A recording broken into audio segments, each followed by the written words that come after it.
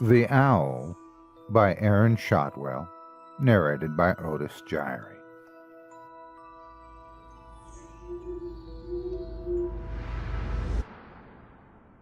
My name is Jake Whitaker. I turned 90 years old a week ago today. It's funny. You go through life knowing that old age will catch up to you, and you still wonder where that time went once it does. At least, that's what the other folk around the retirement home say. I know exactly where my time went. I've seen the world from many perspectives. Everything from the rose-tinted glasses of youth to an old man's tired cynicism. I've learned a great deal of things in my day, but even for someone of my years, some things will always remain a mystery. There are things in life you just get comfortable with, even without an explanation. You just accept them, and you even come to expect them. You stop to think about them every now and then, wondering if there's an answer. But you eventually stop trying. It is what it is, no changing it. No need to. For me, that thing has been around for as long as I can remember. I've walked through life with a very strange companion.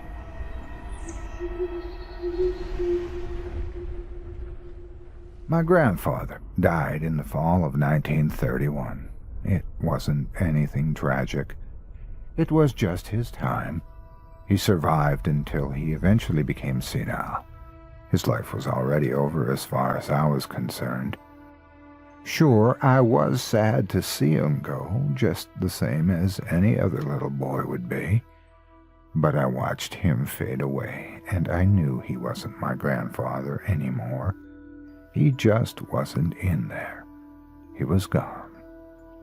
So I didn't cry at his funeral. I had done plenty of that once I realized that he had forgotten my name. I just said my goodbyes and washed my hands of it. I did a lot of remembering, though. I remembered all of the things about him that mattered to me. I remembered all of the quarters that he pulled from behind my ear, all of the walks in the park, and the short games of catch before he'd start complaining about back pain. You know, the simple things that made him my grandpa. I especially remembered his stories. He had a million of them. Most of them far-fetched and funny, and all punctuated with his own laughter. He liked to think that he was the next Mark Twain, but he wasn't as witty as all that. He was just a silly old codger. Still, we all liked to listen to him ramble on, and that was enough for him. The stories I recall most, though, were not the silly anecdotes. In fact, they weren't even stories, not really. They were more like obscure references of the kind you might hear about La Llorona, the Tooth Fairy, or the Boogeyman. The ones I grew up with were about the owl.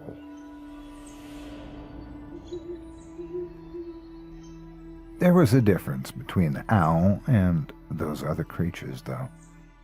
All of these other creatures you hear about, they're urban legends because there's always a story behind them. Not the owl.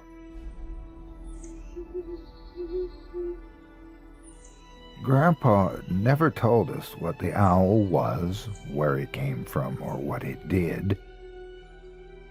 The owl was just the owl.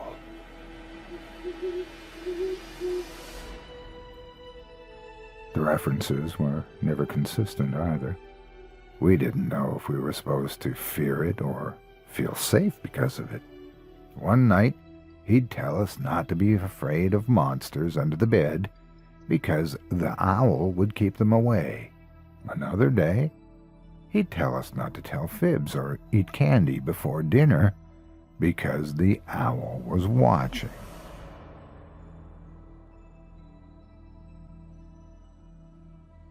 My older brother, Jeffrey, who passed away 5 years ago, God rest his soul, stopped believing in the owl after Grandpa died. He just wrote it off as another of the old man's tall tales. I believed, though. I had always believed, and I knew for sure after the wake.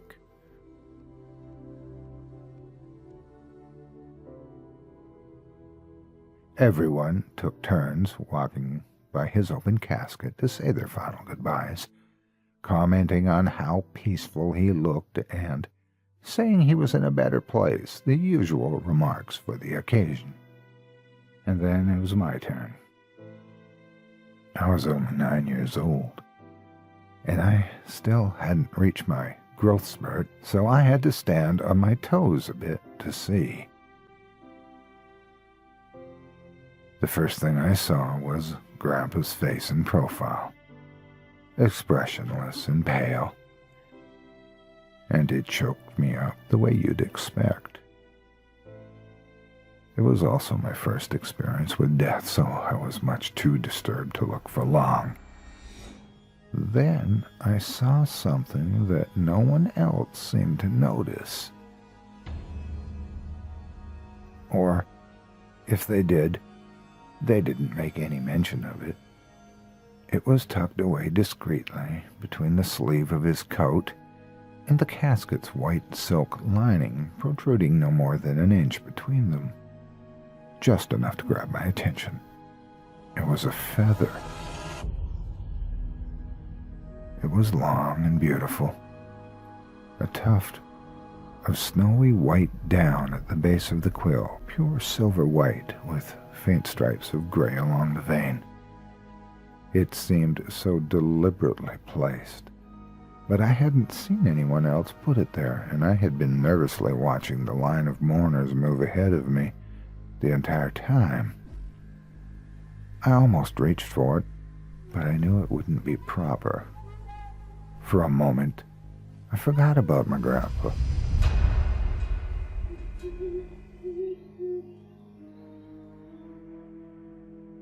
The feather was all I could see, and I felt numb. Nobody else saw it. Nobody would believe me if I told them, but I knew. I knew where it came from. It belonged to the owl.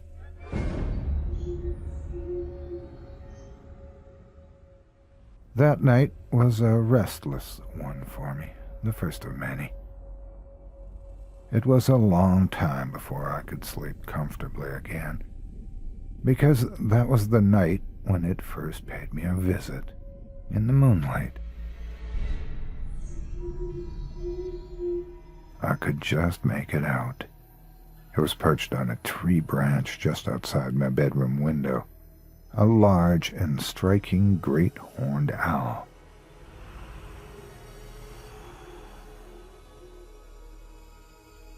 Entirely silver in appearance. Even its beak and talons were sort of a dull gray. I couldn't see its eyes as they were sunken in dark hollows. Its crown feathers hung at a lazy slant, and it didn't make the fidgety gestures you would expect from a bird. Its only movement came from an occasional slight twitch, or a light rustling of its feathers in the breeze. It never moved an inch, never made a sound, and it never looked away. It stared through my window directly at me the entire night. I've seen it outside my window every night since. Sometimes it's on my windowsill where I can see its every feather. Sometime across the street in a neighboring tree, but always near enough where I can see it.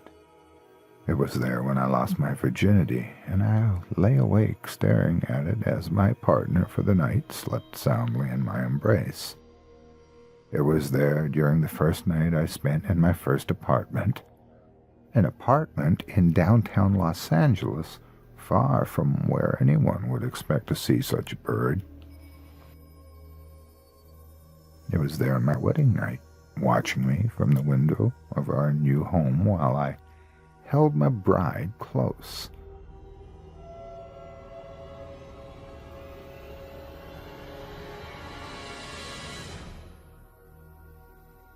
It was there on the night my wife gave birth to our first son, and I caught a glimpse of it from the corner of my eye, staring at me from the waiting room's small window. Once I was hospitalized overnight with a terrible flu. The rooms had no windows, but I knew the owl was watching. I could feel it. It was perched outside in some nearby tree as always, peering at me through the walls. It had always been there, whether or not I think to look for it, always waiting patiently. Waiting for what I didn't know. Truth be told, I still don't know. Never a hoot nor a screech. It never moves and it never looks away.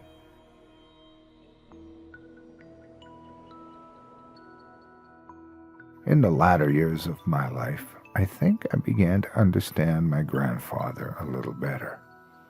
I understood why he told us those stories, why he tried to make us believe in the owl. I found myself doing the same for my grandchildren. He must have believed, just as I had, that he wouldn't have to feel so alone if someone else knew. It was a quiet call for help. I can't tell you how much sleep I've lost to the dreadful sight of the owl over the years, but I eventually learned to cope. The thing about being haunted is that you just adjust to it, but you never really get used to it. Does that make sense? Things wouldn't seem quite right if it wasn't there as usual, but it's always nagging you in the back of your mind.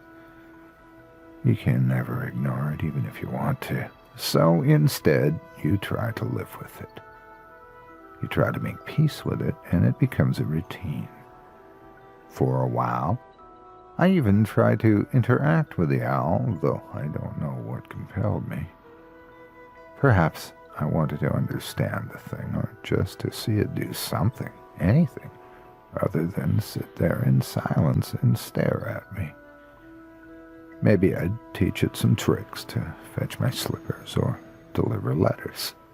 The thought made me laugh. I would often approach the window to open it, thinking maybe I could pet the bird, but it always fluttered away into the shadows before I got too close. Not for long, though. It would always return once I gave it an acceptable amount of space.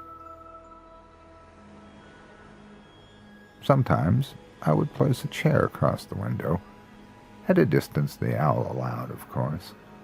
I would sit in that chair and talk to the bird, telling it about my day, my troubles, and my dreams. Sometimes I'd tell it jokes, though I knew it would never laugh. I had hoped the owl was listening, or maybe that it would respond somehow. It never did. It just sat perfectly still, as always, watching me patiently.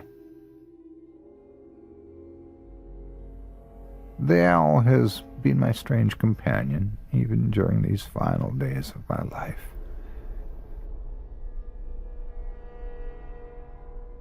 It has never left me, no matter how much I wish that it would.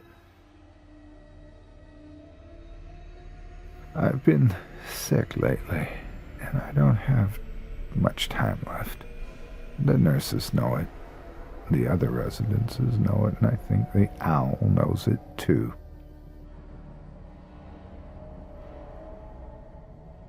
Since I became ill, around the time of my birthday last week, its behavior has changed.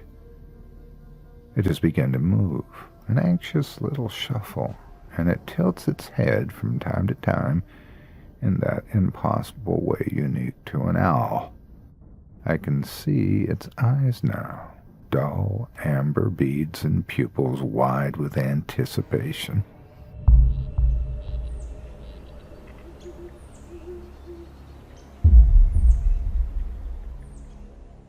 I think I've even seen it smiling, if you can imagine an owl's lipless version of the expression. I dare not imagine what it means, though I think I can guess.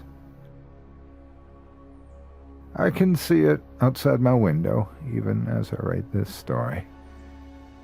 I sat down at this table to tie up any loose ends, to go over my last will and testament one more time, and maybe write a few letters to loved ones before I lose the chance. Instead, I choose to write about the owl. I just want someone, even if only one person, to know the truth. In the end, I only have one question on my mind.